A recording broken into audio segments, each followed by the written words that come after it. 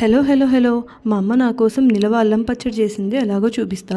అయితే ఇంత అల్లానికి ఇన్ని ఎండుమిరపకాయలు కావాలి.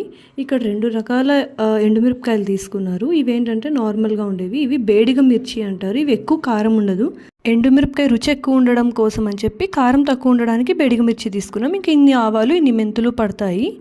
అల్లం మొత్తం నీట్గా శుభ్రం చేసుకుని తొక్కు తీసేసి ఇలాగ తురిమి పెట్టుకోవాలి. ఇక్కడ ఏమంటే నూనెలో మెంతులు, ఆవాలు, ఎండుమిరపకాయలు వేపి పెట్టుకుంది.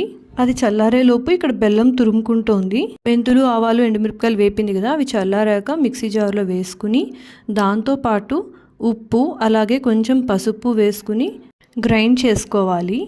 ఇలాగా మొత్తం పొడిలాగా అవుతుంది. ఆ తర్వాత అందులోకి చింతపండు రసం ఇంత పడుతుందన్నమాట.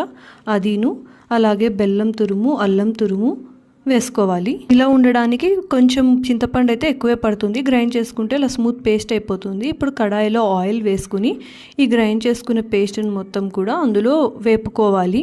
ఆయిల్లో బాగా వేపుకుంటే కనుక మనకు నిల్వ ఉంటుంది. వేగుతున్నంతసేపు కూడా అప్పుడప్పుడు కలుపుకుంటూ ఉండండి. మనకి ఇది బాగా వేగింది అని ఎలా తెలుస్తుంది అంటే కడాయి నుంచి సపరేట్ అయిపోయినట్టుగా అవుతుందన్నమాట, అంటుకోకుండా.